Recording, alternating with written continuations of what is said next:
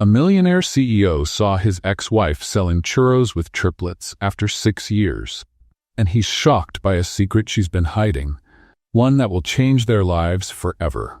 Before we begin, tell us in the comments what city you're watching from. And at the end, don't forget to rate this story from 0 to 10. Enjoy the story. John Baker was driving past the traffic light when something in the square on his left made his heart freeze. It felt like time stopped in a single instant. "Stop the car, now," he ordered, his voice dry and urgent.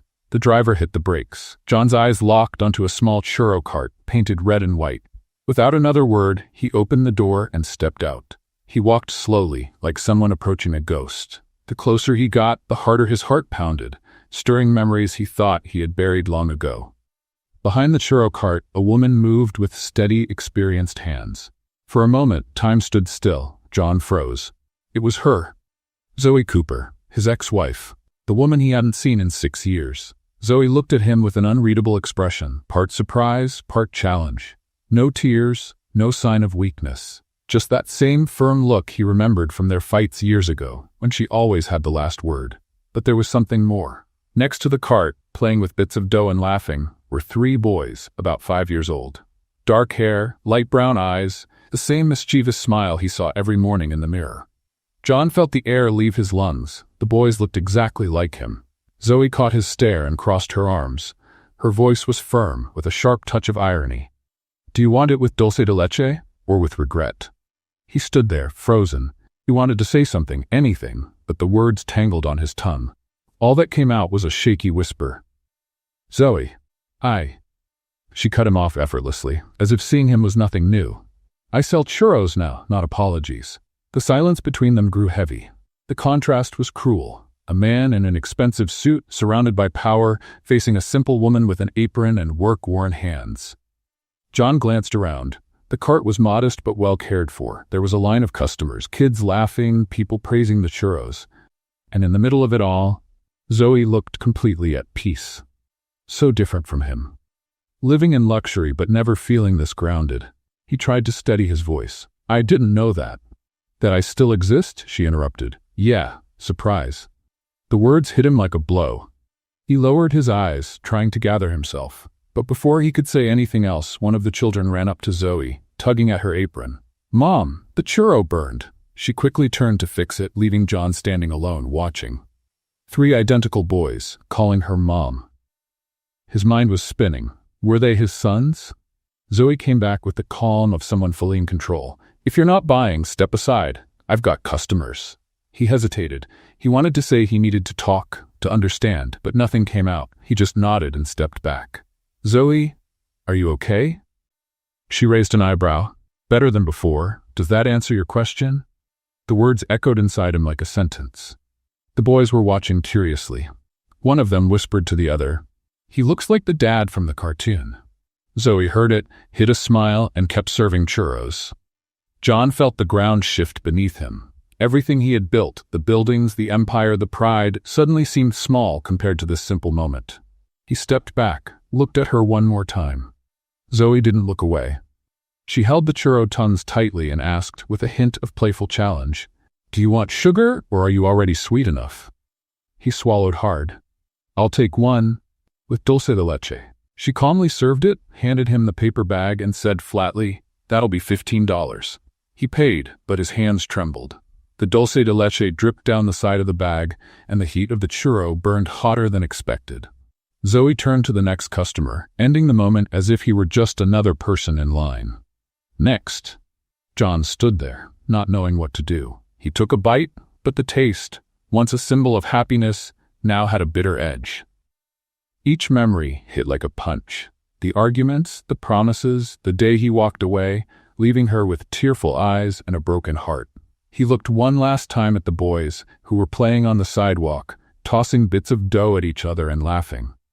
And then he noticed something that completely disarmed him. One of them had the same dimple on his cheek as him. John's heart tightened. He turned, got into the car, and took a deep breath before starting the engine.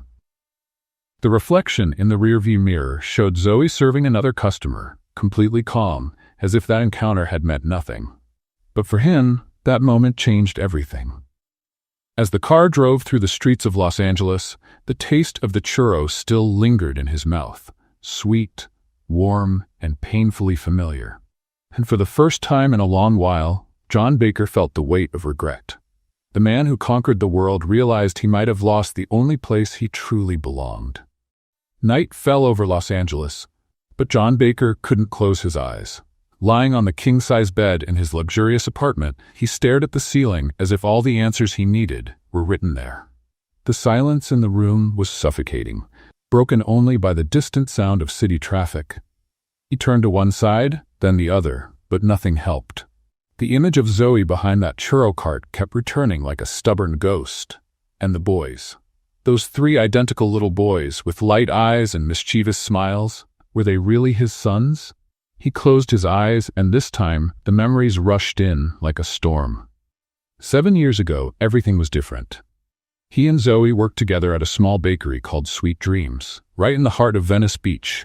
The place was modest, with only 6 tables and a glass counter full of homemade sweets. Zoe made the best cupcakes in the area, and he handled deliveries and the cash register. They were happy. At least, he thought they were. He remembered the mornings when they arrived early to open the shop, still holding hands. Zoe would hum while preparing the batter, and he would sneak pieces of chocolate just to make her pretend to be mad. But then came the offer. An investor gave John the chance to enter the real estate market. It was risky, demanded total dedication, and meant leaving the bakery behind. Zoe begged him not to go. She said they had enough, that they were happy, that money wasn't everything. He disagreed. The argument was ugly. Harsh words were spoken, and in the heat of the moment, John threw in her face that he was tired of living a small life. Zoe answered that she preferred a small life filled with love over a big one with no meaning. He slammed the door and never came back. John opened his eyes, feeling the weight of that memory. He got out of bed, walked to the window, and looked down at the glowing city below. He had built everything he dreamed of: buildings, contracts, millions. But he had never again tasted a cupcake made by Zoe. Now, seeing her again, he realized something that hurt more than regret itself. She had built her own life, without him, without his help, without needing anything he could offer. And she seemed happy. While John wrestled with his memories in his empty apartment, on the other side of the city, Zoe Cooper sat in the small living room of her house, holding a cup of hot tea. In front of her was her best friend, Claire Thompson, a woman with curly red hair and contagious energy. Claire watched Zoe with a concerned look. So he just showed up out of nowhere? Zoe took a sip of tea and shrugged, as if the topic didn't matter. He showed up, bought a churro, left. End of story. Claire raised an eyebrow. Zoe, you're talking about the man who left you pregnant and disappeared. That's not exactly a regular churro purchase. Zoe let out a short laugh without humor. Technically, he didn't know I was pregnant. I found out after he left. And you never told him? For what? Zoe lifted her cup as if making a toast. Not every millionaire buys a conscience, Claire. Money fixes a lot of things, but character isn't for sale. Claire shook her head but couldn't hide a smile. You and your punchlines. Zoe shrugged, but her firm tone started to crack. He chose success. I chose the boys. We both made our choices. And now he's back. He's not back, Zoe corrected quickly. He just showed up. That's different. Claire crossed her arms. Zoe, he saw the boys. 3 little boys who look exactly like him. Do you really think he's just going to ignore that? Zoe stayed silent. She looked at the cup in her hands, and for a moment, the sarcasm gave way to something more fragile. A flash of pain crossed her eyes, but she blinked quickly, pushing away a stubborn tear. I don't know, Claire, and honestly, I don't want to know. But they both knew that was a lie. Claire sighed and changed the subject. And the boys? Did they ask anything? Zoe smiled, this time genuinely. Ethan said the man looked like the dad from the cartoon. Mason asked if he was famous, and Liam, well, Liam just wanted to know if he was coming back to buy more churros. They both laughed, but Zoe's laugh had a bitter taste. Claire touched her friend's hand. You built a beautiful life, Zoe, with or without him. The boys are amazing, you are strong, and no one can take that away from you. Zoe nodded, but the words felt too heavy to fully believe. I know. It's just that seeing him again stirred things I thought were buried. And are they? Zoe hesitated. I don't know. maybe they never were. Silence filled the room for a few seconds. Then Claire stood up and gave her friend a light pat on the shoulder. Look, no matter what happens, you're not alone. If he tries anything, I'm with you. And if he tries to buy your forgiveness with money, I'll throw his wallet in the trash. Zoe laughed, finally with sincerity. Thank you, Claire. Always. After Claire left, Zoe stayed alone in the room. She looked out the window and watched the streetlights blink softly. She thought about John, about that expensive suit, the lost look in his eyes, the way he was left speechless when he saw the boys. Part of her wanted to scream, to tell him he had no right to come back now. Another part, smaller and more vulnerable, wanted to understand why he showed up at this moment. But Zoe Cooper was no longer the naive girl from 7 years ago. She had learned to survive, to fight, to raise 3 children on her own while balancing the churro cart and the bills. She didn't need anyone. At least, that's what she kept telling herself. Meanwhile, across the city, John Baker sat at his office desk, even though it was the middle of the night. In front of him was a folder with investment documents he wasn't even looking at. His mind was elsewhere. He picked up his phone and opened the browser. He typed Zoe Cooper's name and pressed enter. Nothing. No social media, no relevant public record. It was as if she had disappeared from the digital world. But he had seen her. He had seen the boys. And now he needed answers. John closed his laptop and made a decision. He would find out the truth about the triplets. And more than that, he needed to understand what remained between him and Zoe after so many years of silence. It wouldn't be easy. She had made it clear she wanted nothing to do with him.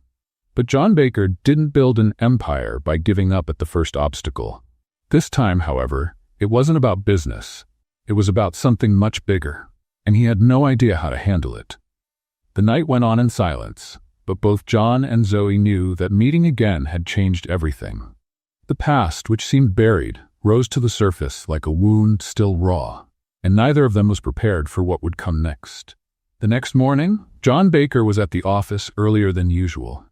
Sitting in his leather chair, he drummed his fingers on the desk while looking out the window. The city of Los Angeles was waking up slowly, but his mind had been racing for hours. The door opened and Derek Hayes entered, his driver and perhaps the only person John really considered a friend. Derek was in his early 40s, his gray hair neatly trimmed and a permanent smile on his face. He was the kind of man who found humor in any situation. "Good morning, boss. Looks like it was a long night, huh?" John turned in his chair. "Derek, I need a favor." Derek raised an eyebrow and crossed his arms. "If it involves driving to Las Vegas at dawn, the answer is no. My wife still hasn't forgiven me for last time." John almost smiled. "Nothing like that. I need your help with something. More discreet." "Discreet?" Derek sat in the chair opposite the desk. "Now you've got my curiosity. What is it?" John hesitated for a moment, then decided to be direct. "I need to follow someone." Derek's eyes widened. "Follow? Like a private detective?" "Boss, have you been watching too many crime movies?" "It's nothing illegal," John hurried to explain. "It's just observation. I need to understand a few things." Derek leaned forward, a curious smile on his face. "Is this about the woman with the churro cart you mentioned yesterday in the car?" John fell silent, which was answer enough. Derek clapped his hands. "I knew it. Man, you've had that haunted look since yesterday. Who is she?" "My ex-wife." The smile left Derek's face, replaced by genuine surprise.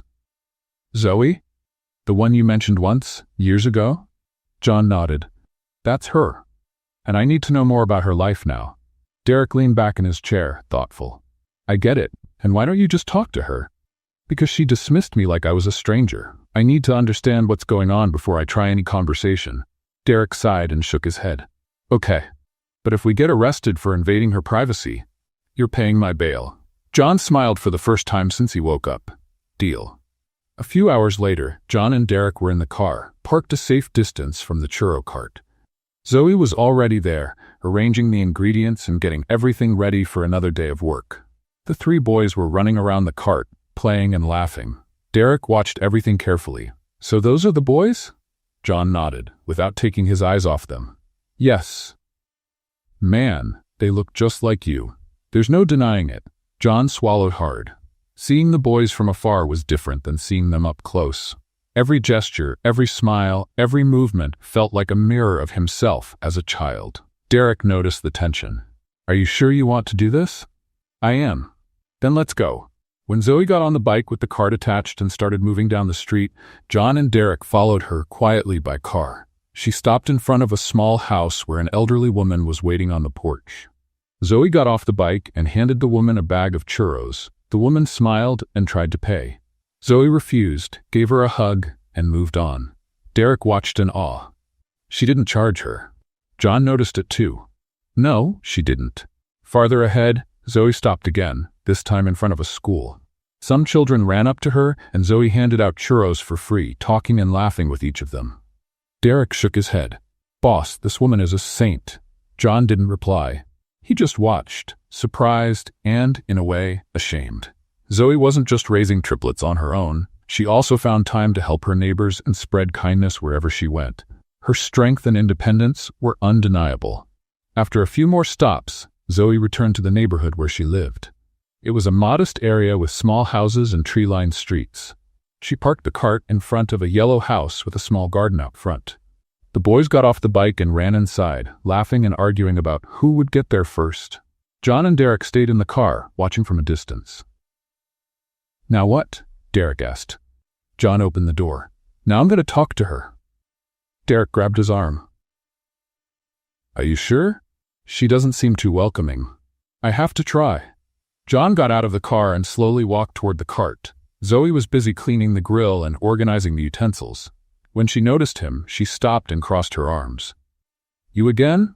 Before John could answer, the three boys ran out of the house and stopped beside Zoe. They looked at John curiously. The youngest one, with messy hair and bright eyes, took a step forward. "Hi, you came back." John smiled, a little awkward. "Hi, yes I did." The boy tilted his head, curious. "What's your name?" "John. John Baker." The boy's eyes widened. "John, really? Really? Why?" The boy looked at his brothers and then back at John. "Are you famous?" John frowned, confused. "Famous? Not exactly. Why do you think that?" The boy shrugged. "Because Mom talks a lot about some guy named John." The silence that followed was deafening. John felt the ground disappear under his feet. His legs went weak. Zoe turned red and quickly pulled the boys back. "Ethan, inside!" "But Mom, now!" The three boys ran back inside, laughing among themselves. Zoe stood still, looking at John with a mix of irritation and embarrassment. John tried to say something, but nothing came out. Derek, watching from afar, murmured to himself, "Looks like the past came back with interest and emotional correction, boss."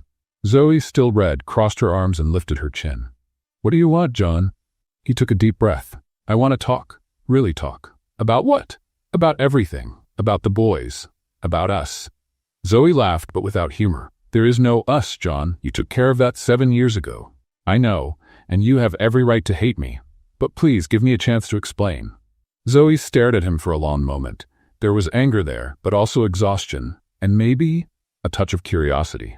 "Explain what? That you left me to become a millionaire? That you chose money over me? That you never looked back?" Each word was a knife. John knew he deserved it. "I made a mistake, Zoe. A big one. But please, let me try to fix it." Zoe was silent. Then, surprisingly, she let out a bitter laugh. "Fix it? John, you don't fix 7 years of absence with one conversation. That's not how it works." "I know, but I can try." She shook her head and turned away. "Go away, John. Zoe, go. Away." John stood there for a few more seconds, watching her clean the cart with sharp, angry movements. He knew insisting now would be useless. He went back to the car, where Derek waited with a sympathetic look. "So?" John got in and closed the door. "She doesn't want to talk." Derek started the engine. "It's not like you were expecting anything different, right?" John looked out the window, watching Zoe disappear from view. "No, but I had to try." Derek drove in silence for a few minutes before speaking. "You know you're not going to give up, right?" John gave a small smile. "No, I'm not." "So what are you going to do?" John thought for a moment. "I'm going to talk to her, not as a businessman, as a man, as someone who made the biggest mistake of his life and wants a chance to make it right." Derek shook his head. "Good luck, boss. You're going to need it." John knew Derek was right. Winning Zoe back wouldn't be easy. It might even be impossible. But he had to try, because for the first time in years, he realized everything he built meant nothing without her. The next day, John woke up with a determination he hadn't felt in years. He didn't have a perfect plan, only the certainty that he needed to talk to Zoe. Really talk this time. Derek drove him to her neighborhood in the middle of the afternoon, when things at the cart usually slowed down. When they arrived, Zoe was organizing the utensils at the cart. She noticed the black car parked across the street and lifted her eyes. The moment she saw John getting out, her expression changed instantly. She dropped the dish towel and crossed her arms, watching him approach with hesitant steps. Seriously, Zoe shot before he even got close. Now you want to play detective? John stopped a few feet away. Zoe, let me guess. She cut him off with a sarcastic smile. You were just passing by again? What a coincidence, right? It's like all of Los Angeles fits into the path of your fancy car. Derek, still inside the vehicle, muttered to himself. This woman doesn't spare anyone. John took a deep breath, trying to stay calm. I just want to understand, Zoe. She let out a short, ironic laugh. Understand? You never wanted to understand, John. You always wanted to win. The blow hit hard. John felt the weight of those words, but he didn't step back. I know I was an idiot. I know I made terrible choices, but please, give me a chance to. To what? Zoe stepped closer, her eyes shining with anger. To fix it? To make up for 7 years of absence with one nice conversation? That's not how it works, John. He lowered his head for a moment, searching for the right words. I know that's not how it works, but at least let me try. Zoe stared at him for a long moment. There was anger in her eyes, but also something deeper. Something she was trying to hide. You want to try? Then tell me one thing. Why now? Why show up after 7 years? John hesitated. I didn't plan to show up. I saw you. By accident. By accident. Zoe repeated, shaking her head. Of course. And now that you saw me, you thought you could just walk back into my life like nothing happened? That's not it. Then what is it? John looked into her eyes, searching for a way to speak without making things worse. I saw the boys, Zoe, and I need to know. If they're yours, she finished, her tone sharp. He nodded, not looking away. Zoe laughed, but it wasn't a happy laugh. And if they are? What are you going to do? Suddenly become a father? Show up with expensive toys and think that fixes everything? No, I just want to. Before he could finish, the door of the yellow house opened and the 3 boys came running out, arguing with each other. I saw it first, shouted Ethan, the boldest of the 3. Liar! I saw it first. Liam pushed his brother lightly. You two are annoying. Mason, the quietest, crossed his arms and stayed behind. Zoe turned to them with a stern look. Boys, what did I say about fighting? They stopped immediately and looked at their mom with exaggerated innocence. Sorry, Mom, they said together, then noticed John's presence. Ethan was the first to recognize him. Hey, it's the man from yesterday. John smiled awkwardly. Hi, guys. The boys came closer, curious, ignoring the tension between the adults. You came back, Liam said, excited. I did. Mason, the most observant, studied John closely. Do you like churros? John blinked, surprised by the question. I do. Why? Because if you like them, you should try Mom's. They're the best in the world. Ethan and Liam nodded immediately. It's true. Nobody makes them better. Zoe tried to intervene. Boys, he doesn't need to. He has to, Mom. Ethan was already pulling John by the hand toward the cart. Come on, come on. John let himself be dragged, unable to resist the boys' enthusiasm. Zoe rolled her eyes but didn't stop them. Ethan grabbed a warm churro and held it out to John. Try it. But be careful, it's hot. John took the churro and took a bite. The taste was exactly how he remembered. Sweet, crispy, with that touch of cinnamon that brought back memories from what felt like another life. He closed his eyes for a second, and when he opened them, he saw Zoe watching him in silence. There was something in her eyes, something he couldn't quite read. Maybe surprise, maybe nostalgia. So? Liam asked eagerly. John smiled, genuinely this time. It's the best churro I've ever had. The boys cheered like they had just won a competition. I knew it, Ethan shouted. Mason gave John a light tap on the shoulder. Now you have to come back all the time. The comment caught John off guard. He looked at Zoe, but she quickly turned away, pretending to be busy with the cart. For a brief moment, the air felt lighter. The boys kept chatting excitedly, telling stories about school and how they helped their mom make the churros. John listened closely, smiling at their contagious energy. Zoe watched from a distance, and for the first time since John had reappeared, she felt something different. It wasn't forgiveness, it wasn't acceptance, but it was something. A spark of what once existed between them. A warmth that time hadn't completely erased, even surrounded by pain and resentment. But before the moment could last, Zoe straightened up and clapped her hands. "All right, boys. That's enough bothering. John, go inside and do your homework." "Ah, Mom," they complained in unison. "No, Mom. Homework, now." The three obeyed reluctantly, but not before waving at John. "Bye, John. Come back soon." He waved back, feeling a tightness in his chest. When they were alone again, the air shifted. Zoe straightened her back and crossed her arms, returning to her guarded stance. "Look, John, I understand that you're curious. I get that you want answers, but here, I'm the one in charge. This is my life, my kids, my routine, and I'm not just going to let you in because you suddenly showed up." John nodded, knowing there was no point in arguing. "I understand. I hope so." She took a step back, making it clear the conversation was over. "Now, if you could leave, I'd appreciate it. I've got work to do." John stood there for a few more seconds, torn between his wounded pride and growing regret. Part of him wanted to insist, to argue, to push his way in, but another part, the one finally learning, knew he had to respect her space. "All right," he finally said, "I'll go." He walked a few steps toward the car but stopped and looked back. "Zoe?" She didn't turn around but answered. "What?" "Thank you for the churro." Zoe didn't reply, she just waved her hand dismissively. John returned to the car, where Derek was waiting with a knowing look. "How'd it go?"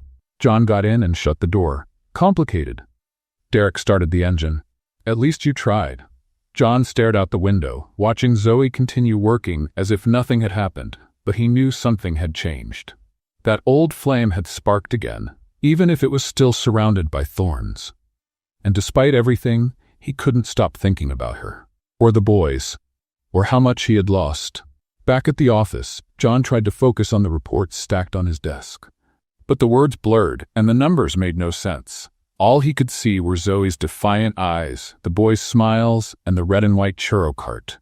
He tossed the pen on the desk and rubbed his face with both hands.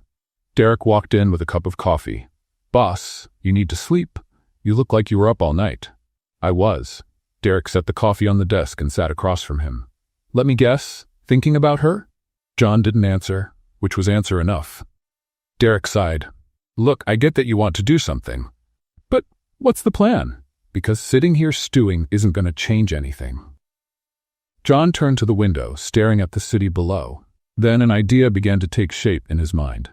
"Derek, you remember the square where she works?" "I do." "Why? It's kind of run down, right? Broken benches, cracked sidewalks, bad lighting." Derek raised an eyebrow. "So?" John turned to him, his eyes bright with a sudden spark. "What if we fix it up?" Derek was quiet for a moment, processing it. "You want to renovate an entire public square?" "Why not? I have the right contacts. I can get it done in a week." Derek shook his head slowly. "Boss, with all due respect, do you really think she's gonna like that?" "Why wouldn't she? The square will look better. It'll be safer for her and the boys." Derek crossed his arms. "Because she'll think you're trying to buy her forgiveness. And honestly, she wouldn't be wrong." John hesitated for a second, then pushed the thought aside. "It's not that, it's just help, nothing more." Derek didn't look convinced, but he didn't argue. "All right, but when she finds out and comes here to yell at you, don't say I didn't warn you." In the days that followed, John put his plan into action. He hired a construction crew, provided all the materials, and personally supervised every detail. New benches were installed, the lighting was replaced, the sidewalk was repaired, and even a few trees were planted. The plaza was unrecognizable, clean, organized, safe. John watched everything from a distance, proud of the result. He was sure Zoe would be happy. He couldn't have been more wrong. The next morning, Zoe arrived at the plaza with her churro cart and stopped, confused. She looked around, trying to understand what had happened. Everything was different, better, more beautiful. And she didn't like it one bit. She walked up to one of the workers who was still finishing the final touches.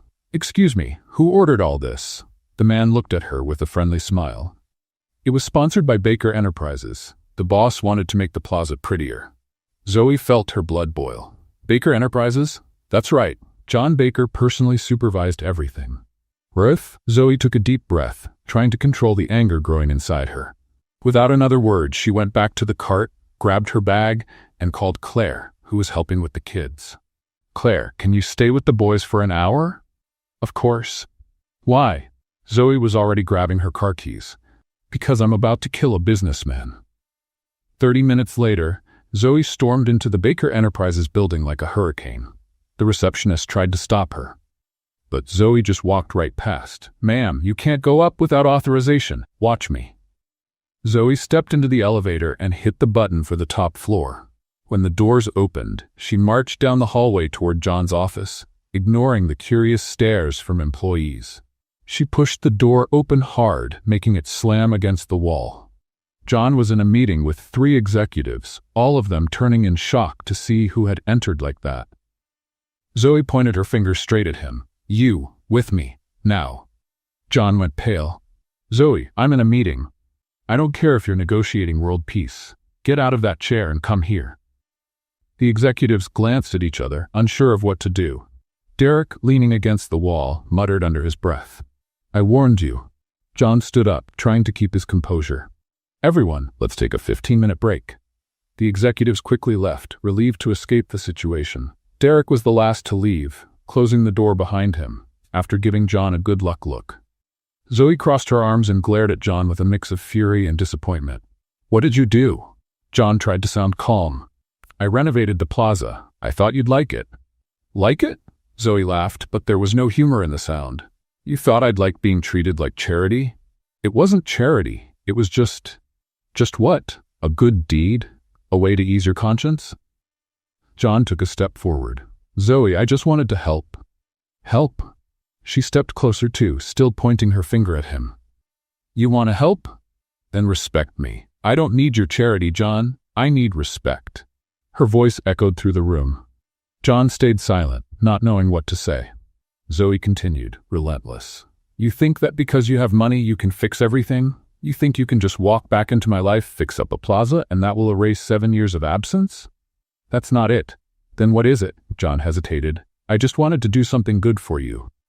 Zoe shook her head in disbelief. "You don't get it, do you?" "You never did. I don't need you to do something good for me. I need you to see me, to respect me, to understand that I built my life without you." John lowered his head. "I know." "You know?" Zoe let out a bitter laugh. "No, John, you don't know, because if you did, you wouldn't have done this." She took another step toward him, and her words came out like a final verdict. "Money fixes plazas, not hearts." The silence that followed was crushing. John felt every word like a punch. She was right. He had tried to use what he had, money and influence, to make up for what he lacked, humility and understanding. Zoe turned to leave, but before opening the door, she looked back.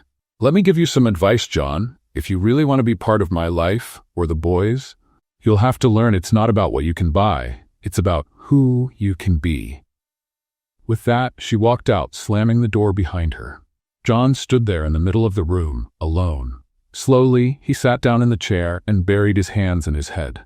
A few minutes later, Derek quietly stepped back in. "So, was it as bad as I imagined?"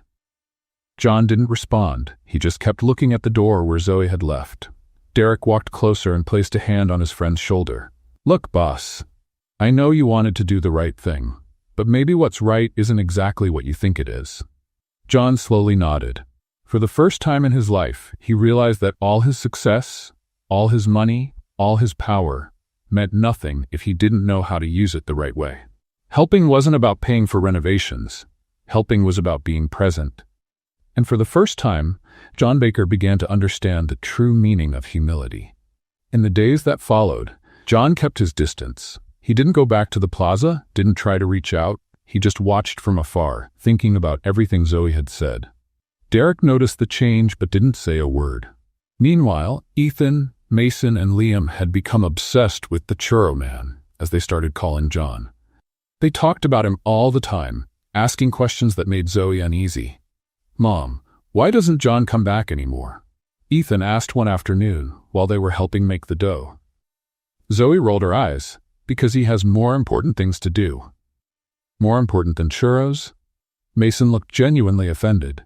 "Much more important, sweetheart." Liam, the most observant of the three, tilted his head. "But he seems to like you, Mom." Zoe almost dropped the bowl. What? Where did you get that from? The way he looks at you. Liam answered like it was obvious. Just like the prince looks at the princess in the movie. Zoe let out a nervous laugh. You watched too many cartoons. The boys exchanged knowing looks but didn't say anything else, at least not in front of her. The next day, the plaza was busier than usual. Zoe served customers while the boys played nearby, always under her watchful eye. But in a brief moment of distraction, when she turned to grab more sugar, Liam disappeared. It only took a few minutes for Zoe to notice. Ethan, where's Liam? Ethan and Mason looked around, confused. He was just here. Zoe's heart pounded. She dropped everything and began to search, shouting her son's name. Liam! Liam, where are you? The other two joined the search, calling for their brother. Panic grew inside her with each second. Across the plaza, John was driving by when he saw the commotion. He recognized Zoe right away. She was clearly desperate. He told Derek to stop and got out of the car quickly. That's when he heard a quiet sob coming from behind one of the newly planted trees. He approached and found Liam curled up, tears streaming down his face. Hey, it's okay. John knelt beside the boy. What happened? Liam sniffled. I got lost. I can't find Mom. Your mom's looking for you. Come on, I'll take you to her. John picked the boy up. Liam clung to him like a lifeline. When they reached the cart, Zoe saw them and ran toward them. Liam. John set the boy down and Zoe pulled him into a tight hug, covering his face with kisses. Don't ever do that again. Do you hear me? Never again. Liam cried but nodded. I'm sorry, Mom. Zoe lifted her eyes and saw John standing there, quietly watching. For a moment, the anger she felt was replaced by something else. Gratitude. Thank you, she said, her voice still shaky. John nodded. You're welcome. I'm just glad he's okay. The boys rushed to hug their brother. Ethan looked up at John with admiration. You're like a superhero. John laughed. Not exactly. Yes, you are. Mason insisted. You saved Liam. Zoe shook her head, but a small smile slipped through. John noticed and felt something warm in his chest. From that day on, the boys began treating John like he was part of their lives, and without anyone realizing it, they started plotting. The next afternoon, John showed up at the plaza. Zoe saw him approaching and crossed her arms. Let me guess. You came to buy churros? Actually, yes. She raised an eyebrow but served him anyway. When the boys saw him, they ran straight to the cart. John, you came back. I did. I came for more of those amazing churros. Ethan nudged Mason, who winked back. Clearly, they were up to something. You know, John, Ethan began with exaggerated innocence. Mom makes the best churros because she puts love in them. Zoe rolled her eyes. Ethan, stop. It's true, Mason agreed. She says food made with love tastes better. John smiled. So, that's why they're so good. Zoe felt her cheeks warm but turned away, pretending to focus on frying more churros. Liam, not wanting to be left out, pointed at John. Mom, can John have dinner with us tonight? Zoe almost let the churros burn. Liam, that's not how it works. Why not? The boy asked, genuinely confused. You always say friends are welcome. He's not. Zoe stopped, unsure how to finish the sentence. John waited, curious to hear what she would say. He's not what, Mom? Ethan nudged. Zoe sighed. He doesn't live nearby. He has better things to do. John took a step forward. Actually, I'd love to have dinner with you, if it's not a problem. The boys cheered like they had just won the lottery. Zoe looked at John with a mix of irritation and resignation. You know they're going to ask you a million questions, right? I'm ready. She shook her head but couldn't hide the small smile that tried to appear. That night, John had dinner with Zoe and the boys in the small yellow house. The table was filled with laughter, stories, and churros. Because according to the boys, every meal was better with churros. The boys did exactly what Zoe had warned. They bombarded John with questions. About work, about cars, about why he wore a tie. John answered everything with patience and good humor. At one point, Ethan grabbed some sugar and drew a heart on the table. Mason and Liam laughed, trying to hide it. Zoe noticed, but pretended not to. John saw it too and smiled to himself. When the night ended, the boys were already dozing off on the couch. Zoe carried them to their room one by one while John waited in the living room. When she came back, she found him looking at the photos on the wall. Pictures of the boys, happy moments, a life built with love and effort. You did an amazing job with them, John said sincerely. Zoe crossed her arms, but her tone was softer now. Thank you. I mean it, Zoe. They're special. She nodded, glancing toward the hallway where the boys were sleeping. They're my life. John turned to her. I'm sorry for not being here, for not knowing. Zoe looked at him for a long moment. You couldn't have known. I never told you. But I should have come back. I should have looked for you. She shrugged. There's no point thinking about what should have happened. Life is what it is. John took a step toward her. And now? What happens now? Zoe hesitated. Part of her wanted to send him away, to protect herself and the boys. But another part, smaller and more fragile, wanted to give it a chance. Now? She repeated. Now you leave, and tomorrow you come back to buy more churros. Like a regular customer. John smiled. Just a customer? Zoe rolled her eyes, but the sparkle in them betrayed that something was shifting. Don't get used to it, Baker. I'm still mad at you. I completely understand. She walked him to the door. Before leaving, John stopped. Thank you. For dinner. For the chance. Zoe didn't answer, just nodded. But when she closed the door, she leaned against it and smiled. The boys were right. Maybe there was something there. Something small, fragile, but real. And for the first time in a long time, Zoe Cooper allowed herself to believe that maybe the past could be left behind. Maybe. The next afternoon, the Los Angeles sky darkened quickly. Heavy clouds formed, and soon the rain began to pour hard. Zoe had to pack up the cart early and return home soaked, with the boys running ahead, laughing and jumping in puddles. Inside the house, she made hot chocolate for the three of them while they changed clothes. The rain tapped on the roof, creating a steady, comforting rhythm. Zoe was lost in thought when the phone rang. It was John. It was John. Are you all okay? I saw the rain got heavy. She smiled without meaning to. We're fine. The boys loved the rain, of course. Of course. He hesitated. Can I stop by? I brought something for them. Zoe sighed. John, you don't have to keep bringing things. I know, but I want to. She looked out the window, watching the rain fall. All right, but don't stay too long, okay? I've got things to do. I'm already on my way. 20 minutes later, John arrived with a bag full of children's books and a few board games. The boys welcomed him with excitement, jumping around and asking 1,000 questions at once. Zoe watched from the kitchen, a cup of coffee in her hands. There was something different in the way John interacted with the boys now, more natural, more present. After a while, the boys were busy with their new games, and John walked over to Zoe in the kitchen. I need to talk to you. The serious tone gave him away. Zoe set her cup in the sink and crossed her arms. About what?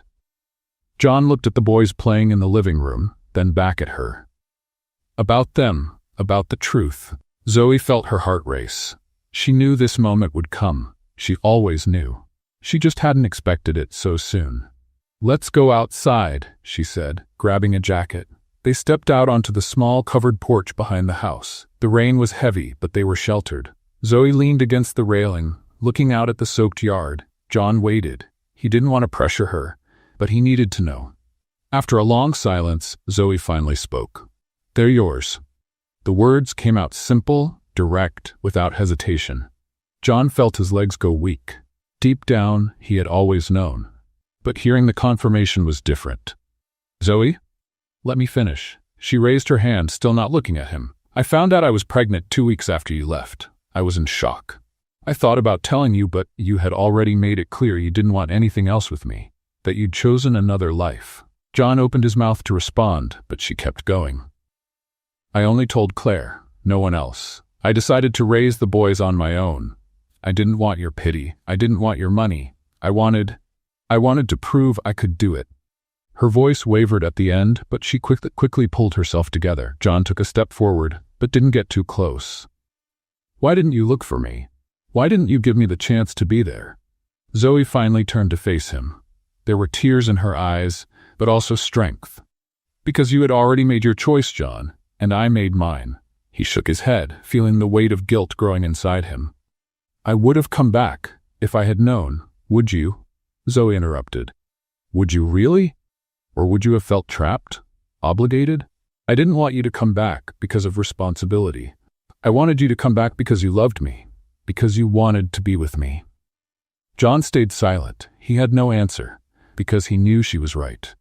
Zoe wiped her tears with the back of her hand and let out a long sigh. I raised 3 kids on my own, John. 3. Do you know what that was like? Working all day, taking care of them at night, waking up at dawn when one of them had a nightmare, juggling bills at the end of the month. She stopped, her voice breaking. But I did it. I did it without you. John felt every word like a blade. He wanted to step closer, hold her, beg for forgiveness if that's what it took. But when he moved forward, she lifted her hand. Don't look at me like that. Don't look at me with pity. I made it without you. I know, he said, his voice rough. And I'm sorry. I'm so sorry for not being here, for not knowing, for being a coward. Zoe looked at him, and for the first time since he reappeared, there was something different in her eyes. Not anger, not hurt, just exhaustion. A deep exhaustion from carrying the world on her shoulders for years. I don't regret it, she said more to herself than to him. I love my children. Every second of pain was worth it. But it was hard, John. It was really hard. John took another step, and this time she didn't stop him. I want to fix this. I want to be present. I want to be the father they deserve. And He hesitated. I want to try again, with you. Zoe shook her head, but there was no anger now, only tiredness. It's not that simple, I know. But I want to try. Let me prove I've changed. She looked at him for a long moment, trying to see if he was being honest or just saying what she wanted to hear. You ran away from what really mattered, John. You ran from me, from what we had. You chose money, success, power, and now you want to come back because you found out you have kids? It's not just because of the boys, he said, his voice steady. It's because of you. It's always been you. I was just too stupid to realize it. Zoe let out a humorless laugh. You really were. I was, he admitted. But I'm not anymore, or at least I'm trying not to be. She crossed her arms, shielding herself. And what do you want from me, John? You want me to forget everything? Pretend the last 7 years never happened? No. I want you to give me a chance to prove I can be better, that I can be the man you deserve, the man the boys deserve. Zoe stayed silent, looking out at the rain. The conversation had been raw, full of painful truths that needed to be said. She didn't know if she was ready to forgive him. She didn't know if she ever would be. But she knew he was trying, and maybe that was enough. For now. I'm not going to make this easy for you, she said at last. If you want to be part of our lives, you're going to have to prove it. Not with money, not with gifts, with presence. John nodded. I understand. And the boys, they'll need to know the truth, that you're their father. When you think the time is right, I'll be ready. Zoe looked at him, and for the first time, she saw something beyond the arrogant businessman who left years ago. She saw a broken man, full of regret, willing to change. She didn't know if it was enough, but it was a start. Then prove it, she said simply. John nodded, feeling the weight of that challenge. But he was ready. For the first time in years, he knew exactly what he needed to do. It wouldn't be easy. Winning Zoe back, earning the boys' trust, proving he wasn't the man who once ran away from what truly mattered. But he would do it. Somehow, he would. Because now he knew that everything he had built, the buildings, the money, the success, meant nothing without them. When they went back inside, the boys were scattered around the living room, playing with their new games. They looked up at the two adults, sensing that something had changed, though they didn't understand what. Are you okay, Mom? Liam asked, always the most sensitive. Zoe smiled and ruffled his hair. I'm fine, sweetheart. John watched the scene, and something warm spread inside him. This was real. This was what truly mattered, and he wasn't going to run away again. Not this time. The next morning, John woke up with a clear purpose. He wouldn't go back to the office. He wouldn't take business calls. Today, and for the next few days, his priority would be something else. Derek found him in the garage, wearing jeans and a simple t-shirt instead of his usual suit. Boss, are you okay? I've never seen you without a tie on a weekday. John smiled. Better than ever. Let's go. Where to? To Zoe's neighborhood. I've got work to do. Derek raised an eyebrow but didn't argue. He grabbed the keys and they headed out. When they arrived, Zoe was setting up the churro cart like she did every morning. As she saw John getting out of the car with a toolbox in hand, she froze and put her hands on her hips. What are you doing? John lifted the box. Came to fix the cart's wheel. I noticed it's a little crooked. Zoe blinked, surprised. You? Fix it? Yes, me. Why? You think I don't know how to use a screwdriver? She laughed. Honestly, no. John pretended to be offended. Hey, I can do more than sign checks, you know? Then prove it. He knelt beside the cart and started examining the wheel. Zoe stood there with her arms crossed, clearly doubting he'd be able to do anything useful. 15 minutes later, John stood up, sweaty but smiling. Done. Try it. Zoe pushed the cart, and to her surprise, the wheel moved smoothly. No more annoying squeak. Well, it's not terrible, John laughed. I'll take that as a compliment. The boys, who had been watching from the porch, ran over to them. You fixed it, Ethan shouted, amazed.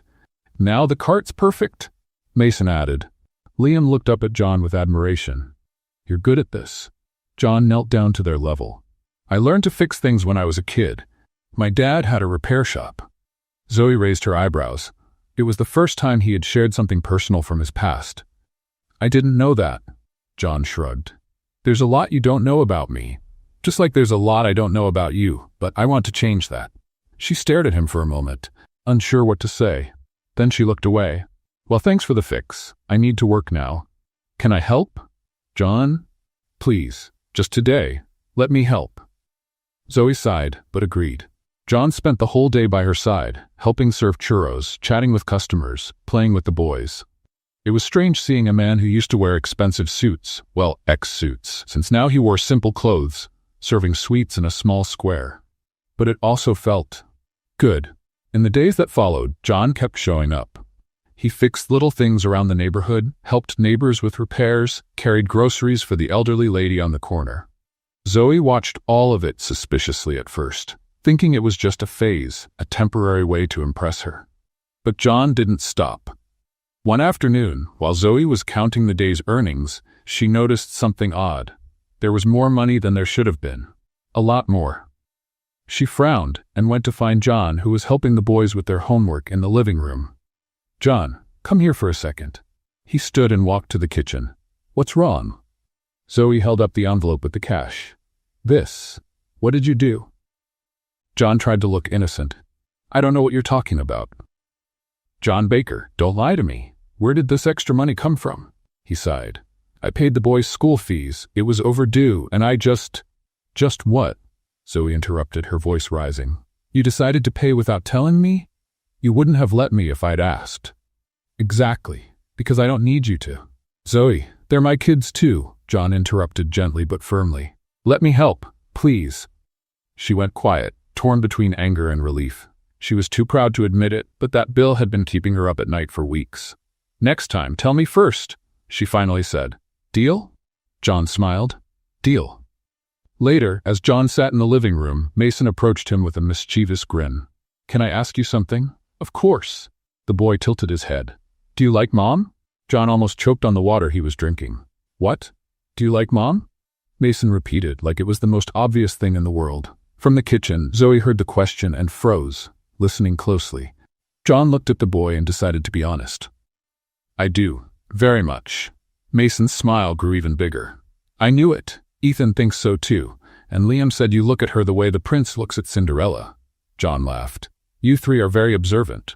We pay attention, Mason said proudly. So, are you going to marry her? This time, it was Zoe who nearly dropped the plate she was washing. John took a deep breath. Well, that depends on her. Mason nodded, satisfied, and went back to play with his brothers. John looked toward the kitchen and saw Zoe pretending she hadn't heard anything, but her cheeks were flushed. He smiled to himself. That night, after the boys were asleep, Zoe and John sat on the porch, looking up at the stars. There was a quiet, comfortable silence between them, something they hadn't felt in a very long time. You've changed, Zoe said, breaking the silence. John turned to her. For the better, I hope. Yes, she hesitated. I don't know if I'm ready to trust you completely yet, but it's better.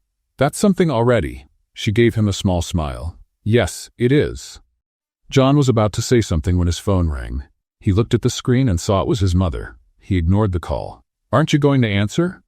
Zoe asked. It's not important. The phone rang again and again, until John, annoyed, finally answered. Hello? His mother's voice came through loud enough for Zoe to hear. John, I need to talk to you, now. Mom, I'm busy. Busy with that woman? John, you're making a fool of yourself. Everyone's talking. John closed his eyes, trying to stay calm. Mom, it's not like that. Of course it is. You abandoned the company. You're living in a poor neighborhood, taking care of children that aren't even. Mom, John interrupted, his voice firm. Stop. Now. There was silence on the other end. I didn't abandon anything. I'm taking care of my family, and those children are my sons. Your grandsons. John, and if you or anyone else in the family has a problem with that, then it's your problem, not mine.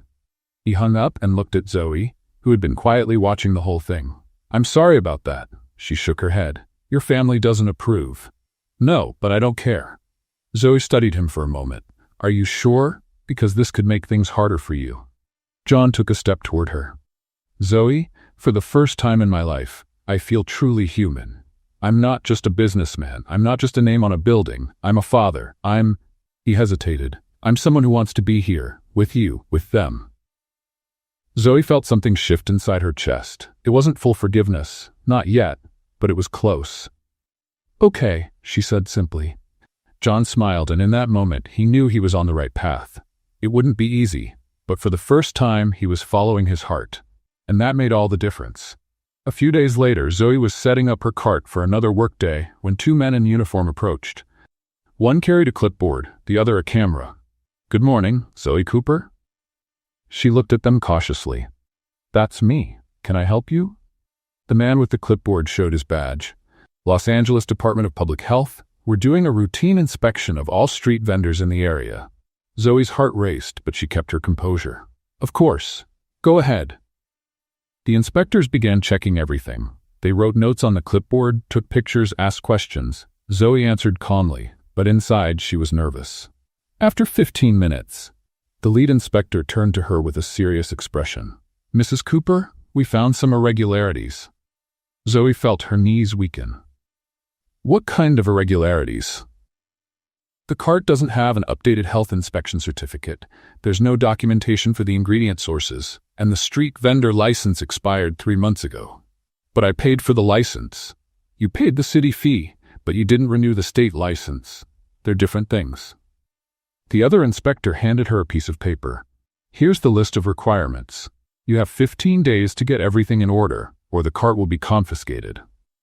Zoe took the paper with shaking hands. She looked at the list and felt her world collapse. There were dozens of items, each with its own fee and paperwork. How much will all of this cost? The inspector calculated quickly. Between fees, certificates, and documentation, I'd say around $1,500, maybe $2,000. Zoe swallowed hard. That was almost everything she had saved in recent months. The inspectors left, and she stood there, staring at the paper. Claire, who had watched everything from a distance, walked over. Zoe, are you okay? No, I'm not. Claire glanced at the list. Oh my God, that's a lot. I know. Zoe sat on the nearest bench, feeling defeated. I don't know if I can handle all this alone. Claire hesitated. You could ask John for help. Zoe shook her head right away. No, I'm not asking him for money. I'm not talking about money. I'm talking about help. He knows people. He knows how to deal with bureaucracy. Claire, Zoe, put your pride aside for a second. This isn't about you. It's about protecting your livelihood, your work. Think about the boys. Zoe stayed quiet, knowing her friend was right. But the idea of asking John for help hurt more than it should. That night, after a lot of thinking, Zoe finally called him. Her voice was tired. Zoe? It's so good to hear you. Are you okay? Not really. I need help. There was a short pause on the other end. Whatever it is, I'll help. What happened? She told him about the inspection, the requirements, and the tight deadline. John listened in silence. Tomorrow morning I'll pick you up. We'll fix this together. Zoe felt a relief she didn't want to admit. Thank you. The next morning John arrived early. Zoe was ready, holding the list of requirements. The boys stayed with Claire. Ready? He asked. Ready. But I should warn you, it's going to be a long day. I'm prepared, and long it was. They spent the entire day going from one public office to another. Health department, city hall, state revenue. Every place had a huge line, unfriendly staff, and more paperwork than anyone should ever have to deal with. By the third line of the day, Zoe was about to lose her patience. This is ridiculous. Why do we need 3 different stamps for the same thing? John held back a laugh. Bureaucracy. Bureaucracy is just a fancy word for legal torture. He laughed, and so did she, despite everything. At one of the counters, the clerk was particularly difficult. This form is filled out incorrectly. Zoe looked at the paper. Where? Here. You printed in block letters. It has to be cursive. Zoe blinked, stunned. You're joking, right?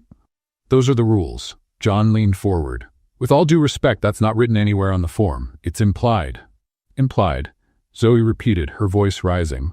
Since when is a rule implied? The clerk crossed his arms. If you don't want to fill it out correctly, you can come back another day. John placed a hand on Zoe's arm, realizing she was about to explode. Let's step outside. Take a breath.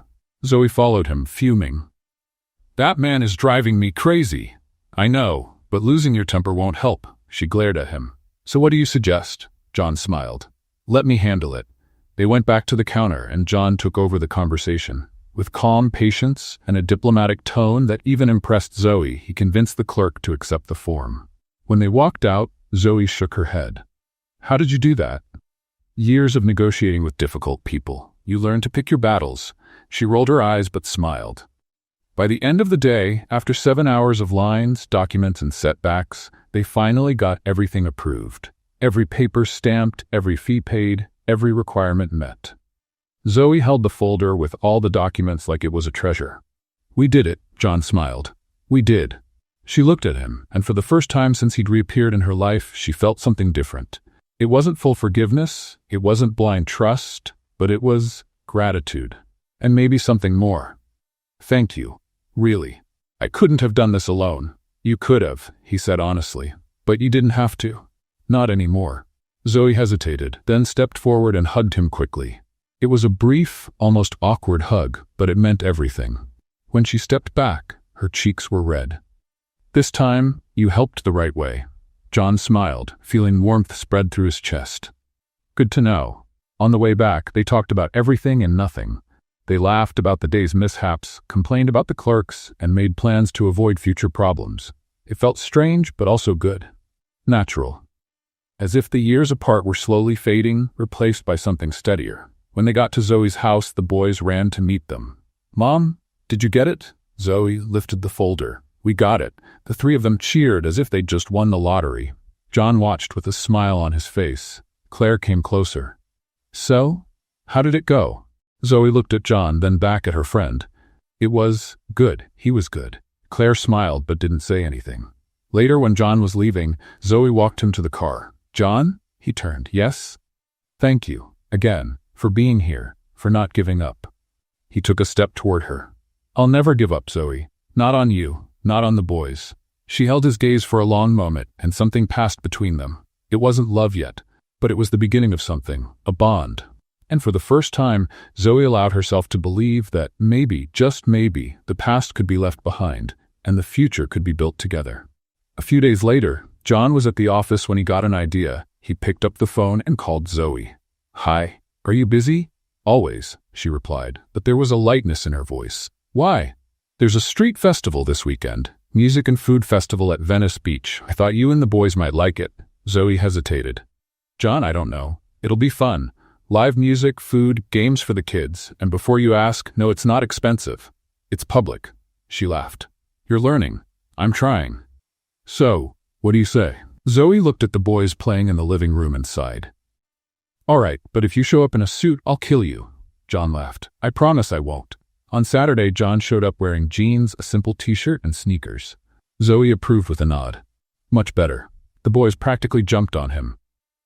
John, you're coming with us. I sure am. Ready to go?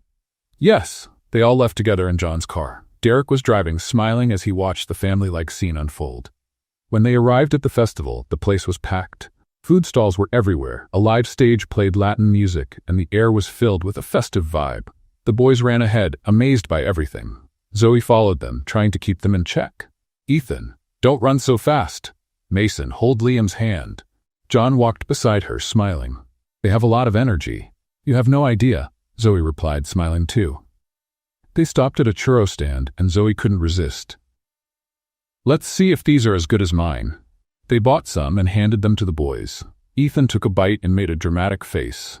These aren't as good as yours, Mom, Zoe laughed, pleased. Obviously. John tried one and agreed. He's right, yours are much better. Zoe looked at him, surprised. Are you flattering me? I'm being honest. She shook her head, but her cheeks turned pink. Later, when the music picked up, people started dancing. A group of professional dancers got on stage, performing salsa with contagious energy. Mason grabbed Zoe's hand. "Mom, let's dance." She tried to resist. "Sweetie, I don't know how to dance salsa, but you do dance. You always dance at home." John raised an eyebrow. "Oh, really?" Zoe turned red. "Only when I'm alone." The boys didn't accept excuses. They pulled Zoe onto the dance floor and she gave in. She started dancing with the boys, spinning them around and laughing as they stepped on her feet. John watched from a distance, captivated. There was something in the way she laughed, the way she let go, that left him speechless.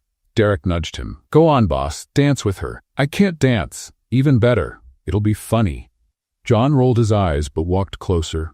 Zoe saw him coming and shook her head. "Don't even think about it. Come on, just one dance." "John, you don't know salsa." "And you do?" "More or less." He held out his hand. "Then teach me." Zoe hesitated, but the boys were already encouraging her. "Go, Mom." She rolled her eyes and took his hand. "But if you step on my foot, I'm leaving." John laughed. "I'll try not to." They started dancing, and as expected, John was completely clumsy. He stepped on her foot twice in the first 10 seconds. "John, sorry." Zoe laughed, and despite his lack of coordination, they kept going. The boys danced around them, laughing and doing their own salsa moves. In a moment of distraction, Ethan bumped into Liam, who bumped into Mason, and all three fell onto a table full of churros. The pastries flew everywhere, and the boys were covered in sugar and cinnamon. Zoe rushed over. "Oh my God, are you okay?" The three started laughing, completely covered in churros. "We're covered in churros!" John couldn't stop laughing. Zoe tried to stay serious, but she laughed too. "You're impossible." The owner of the stall came over, but instead of getting angry, he laughed too. It's okay. Accidents happen." John paid for the ruined churros and helped clean up the boys. Zoe shook her head but was smiling. Never a dull moment with you three. When the mess was over, they sat on the grass near the stage. The boys played with a ball John had bought. And Zoe watched them with a soft look in her eyes. John sat down beside her. "Thanks for coming." She looked at him. "Thanks for inviting us." There was a comfortable silence between them. Then John took a deep breath. "Zoe, there's something I need to say." She turned to him, curious. "What?" He looked at the boys, laughing and running around. "I spent years thinking success meant money, power, building towers, but I was wrong. Real success is this." He pointed to the boys. "It's being with the people you love. It's laughing, even when things go wrong. It's being present." Zoe felt her eyes fill with tears, but she blinked quickly. "John, let me finish." He took her hand. "I know I ruined everything. I know I hurt you, but I want to make it right. I want to be here, for them, for you." Zoe stayed silent, processing his words. Then she looked at the boys. "They asked about you the other day." "What did they ask?" "If you were going to stay, if you were their dad." John felt his chest tighten. "And what did you say?" "That we'd talk about it." She turned back to him. "Maybe it's time to tell them the truth." John nodded, nervous but ready. Zoe called the boys, and they came running. "Sit here. Mommy and John need to talk to you." The three boys sat down, curious. Zoe looked at John, and he nodded, giving her strength. "Boys, you know John and I have known each other for a long time, right?" They all nodded. "Well, we were married. Before you were born." Ethan frowned. "Married?" "Yes. And—" Zoe took a deep breath. "John is your father." There was a moment of silence. The boys looked at John, then at Zoe, then back at John. Mason was the first to speak. "Like, our real dad?" John nodded, his eyes wet. "Yes, it's me." Liam tilted his head. "Then why weren't you here before?" The question was simple, but it hurt. John knelt down to their level. "Because I made a very big mistake. I left when I shouldn't have. But I'm here now, and I promise I'm never leaving again." Ethan took a step forward. "Are you going to live with us?" John glanced at Zoe, who looked away. "That we'll talk about, but I'll always be around, always." The boys exchanged looks. Then, to John's surprise, Ethan stepped forward and hugged him. Mason and Liam followed, and all three wrapped their arms around him tightly. John closed his eyes, feeling tears streaming down his face. Zoe was crying too, but she was smiling at the same time. When they pulled away, Mason asked softly, "Can I call you Dad?" John choked up. "Yes, please do." The three smiled and went back to playing, as if that revelation had been the most natural thing in the world. John looked at Zoe, who wiped away her tears. Thank you. They deserved to know. Later that night, the festival lights lit up in every color. Fireworks exploded in the sky, illuminating everything. The boys watched in awe. John and Zoe stood side by side, quietly observing. Slowly, John took her hand. Zoe looked down at their fingers intertwined. She didn't pull her hand away. He turned to her. Can I try again? Zoe looked at him. There was fear in her eyes, but also hope. Try what? Us. You and me. A real family. She hesitated. Part of her wanted to say no, to protect herself, to avoid more pain. But another part, stronger and braver, wanted to believe. I don't know if I'm ready, she said honestly. That's okay. I'll wait, as long as it takes. Zoe looked at the boys, at the fireworks, at the man standing next to her. And for the first time in 7 years, she allowed herself to dream of a different future. A soft smile appeared on her face. Okay, let's try. John smiled, and it felt like the whole world lit up. That night, under the festival lights and the glow of fireworks, something was reborn between them. It wasn't the perfect love they once had. It was something better. It was real, imperfect, honest. And for the first time, they both believed that maybe, just maybe, love could have a second chance. Weeks later, John's routine had changed completely. He spent his mornings at the office, but his afternoons were dedicated to Zoe and the boys. He helped with the churro cart, took the kids to school, and had dinner with them almost every night. It was a different life. Simpler, happier. But it wasn't without problems. One Tuesday morning, John arrived at the office and found Derek with a worried look. Boss, we've got a problem. John took off his coat. What kind of problem? Derek handed him a tablet showing an online article. The headline read, Businessman John Baker accused of fraud in real estate project. John felt his stomach twist. What is this? An ex-business partner is accusing you of embezzling funds from a project 3 years ago. She gave an interview to a major newspaper. John quickly read the article. It was all lies. He had left that project because he suspected irregularities. Now he was being accused of being the one responsible. This is ridiculous. I have documents that prove I'm innocent. I know. But you know how the internet works. People believe first and check later. John ran his hand through his hair, frustrated. In just a few hours, the news had spread everywhere. His phone wouldn't stop ringing. Clients canceling contracts, partners demanding explanations, the media asking for statements. It was a nightmare. Zoe saw the news while preparing churros. Claire called, worried. Did you see? I saw. Zoe's voice was tense. So, do you believe it? Zoe stayed silent for a moment. 3 months ago, she would have believed it without hesitation. John was ambitious, obsessed with success. Of course, it could have been true. But now, after seeing him with the boys, witnessing his change, feeling the sincerity in every gesture? No, she said firmly. I don't believe it. Are you sure? Absolutely. That afternoon, a crew from a local TV station showed up at the square where Zoe worked. A reporter approached her with a microphone. Mrs. Cooper, can we talk to you for a minute? Zoe looked at the camera, cautious. About what? About John Baker. We know you have a relationship with him. Zoe crossed her arms. And? We'd like your opinion on the accusations. Zoe hesitated. She could easily send the reporter away. She didn't owe anyone anything. But then she thought about John, about how much he had changed, about how hard he had been trying. You can record, she said. The reporter turned on the camera, and Zoe looked straight into the lens. My name is Zoe Cooper, and yes, I know John Baker. I've known him for many years, and I can say with complete certainty that these accusations are lies. The reporter blinked, surprised by her directness. How can you be so sure? Because I know him. I know the man he was and the man he's become. John Baker may have made mistakes in the past, but fraud, dishonesty, that's not who he is. But the evidence. What evidence? Zoe cut her off. One person accusing him with no proof? That's not evidence. That's slander. And honestly, you should be ashamed of spreading that without checking the facts first. The reporter opened her mouth, but Zoe kept going. John Baker is a good man. He's a devoted father. And if someone's trying to destroy his reputation, it's because they have something to gain from it. Think about that before ruining someone's life. With that, she turned and went back to the churro cart, leaving the reporter speechless. The interview aired that same night. Within hours, it went viral. Zoe's honest words got people's attention. People began questioning the accusations. Journalists dug deeper and uncovered that John's ex-partner had a history of fraudulent lawsuits. In just 2 days, the narrative changed completely. John was publicly cleared, and the woman who accused him was exposed as the real criminal. John watched Zoe's interview at least 10 times. Each time, his chest tightened with emotion. She had defended him, without hesitation, without asking for anything in return. That night, he went to her house. Zoe was in the kitchen washing dishes when she heard the door close. "I forgot to lock it," she muttered. She turned and saw John standing in the doorway, looking at her with an intensity that left her speechless. "John? What?"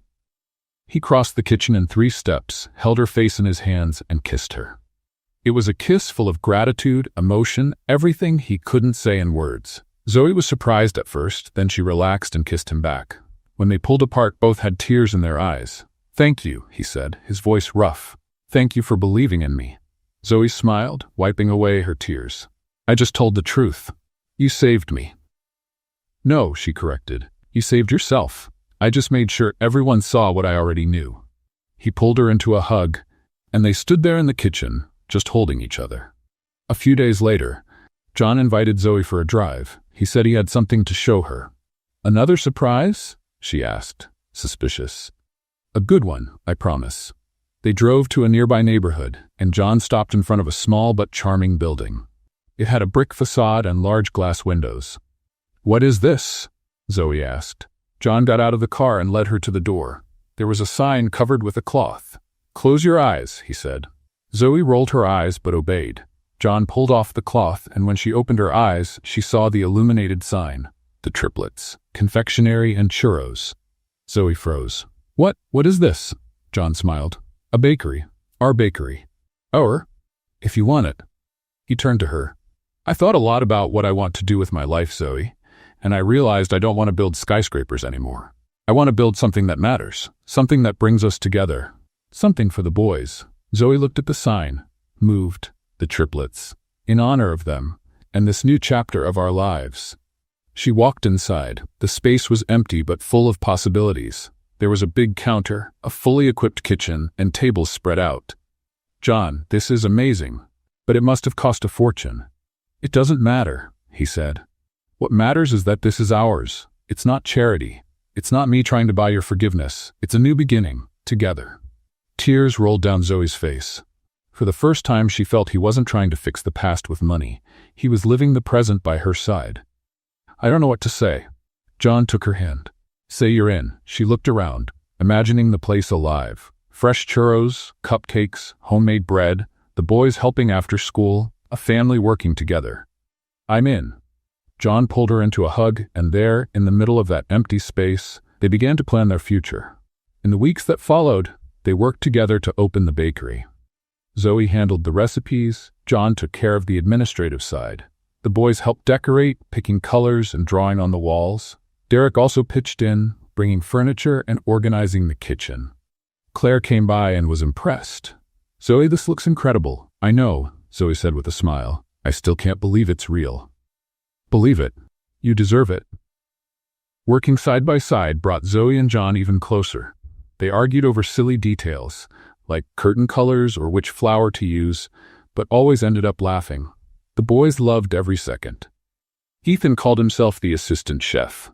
Mason was the quality inspector, and Liam proudly became the decoration manager. One night, after everyone had gone home, John and Zoe stayed behind at the bakery. She was cleaning the counter while he straightened the chairs. "Thank you," she said suddenly.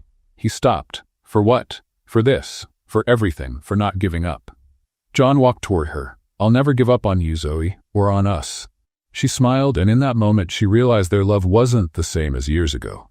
It was better. It was mature, steady, real. And for the first time, Zoe Cooper truly believed that the future'd be different. A future built not with money or empty promises, but with presence, work, and love. And that was more than enough. A month later, the bakery was in full swing. The Triplets had become a neighborhood success. Every morning, customers lined up to try Zoe's churros and the cupcakes she and John made together. It was a typical Saturday morning. The place was full, the air filled with the smell of cinnamon and chocolate. Zoe was behind the counter, helping a woman who ordered half a dozen churros, while John prepared coffee for another customer. The triplets ran around the shop, making more mess than helping. Ethan carried an empty tray like a professional waiter, but bumped into Mason, who nearly knocked over a tower of cups. "Careful," Zoe shouted, laughing at the same time. Liam appeared wearing an apron way too big, dragging on the floor. "Mom, can I serve the customers?" "You're 5, sweetheart." "Not yet." "But I'm responsible." Zoe shook her head, smiling. "You're adorable, but still no." John watched everything with a smile on his face. He had never imagined his life could look like this. Chaotic, noisy, covered in flour, with kids running around, and absolutely perfect. Claire walked in with a huge smile. "Look at this. You're packed." Zoe wiped her hands on her apron. "Who would have thought, huh?" The churro cart turned into an empire. "Small empire," John corrected, carrying a tray of fresh cupcakes. "But it's ours," Zoe said, and the look they exchanged said more than words ever could. Claire ordered a coffee and sat at a table by the window. Derek was there too, helping with small tasks and chatting with customers. "Boss, the flour supplier called. Wants to know if you'll need more stock next week." John nodded. "Tell him yes, twice what we ordered this month." Derek wrote it down. "You know, I never thought I'd see you wearing an apron and making churros." John laughed. "Neither did I. But it suits you. The businessman turned baker look is working." Zoe heard and nudged John. "Who would have thought, huh? The millionaire became the churro master." John turned to her with a playful grin. "And the churro seller became the owner of my heart." Zoe rolled her eyes, blushing. "You're getting more and more cheesy." "It's your fault. You made me this way." She laughed and gave him a gentle push. "Get back to work, Baker." "Yes, ma'am." The rush continued until mid-afternoon. When things finally slowed down, Zoe sat at one of the tables with a cup of tea. John joined her, bringing 2 cupcakes. "Try this. New recipe." She took a bite and her eyes widened. "John, this is amazing. What did you put in here?" "Professional secret." "Tell me." "Never." Zoe tried to get the recipe out of him, and they ended up laughing like children. The boys, tired from running around, sat on the floor near the counter, sharing a giant churro they had stolen from the kitchen. Ethan looked at his parents. "Are you two getting married again?" The question caught them both off guard. Zoe almost choked on her tea. "Ethan, where did you get that idea? Everyone at school has married parents. Why don't you?" Mason nodded. "It's true. That would be cool." Liam just watched, curious to hear the answer. John glanced at Zoe, who looked away, blushing. "Well, that's an adult conversation, boys. But you love each other, don't you?" Mason insisted. John smiled. "Yes, very much." "Then why don't you get married?" Zoe stepped in. "Because marriage isn't just about love. It's about," she hesitated. "It's complicated." "It doesn't seem complicated," Ethan said simply. "It seems easy." The 3 went back to playing, leaving the adults in silence. John looked at Zoe. "They have a point." She stared at him. "John, I'm not asking anything now. I'm just saying, eventually I'd love to marry you again. For real this time. The right way." Zoe felt her heart race. She didn't know if she was ready, but she couldn't deny the thought made her smile. "Let's take it slow, okay?" "Okay." At the end of the day, when the last customer left and Derek said goodbye, Zoe locked the door and turned to John. "Let's take a walk?" "Of course." The 5 of them walked to the nearby plaza, the same place where Zoe used to work with her churro cart. Now, after the renovations John had made months earlier, the place was beautiful, well lit, and filled with families enjoying the evening.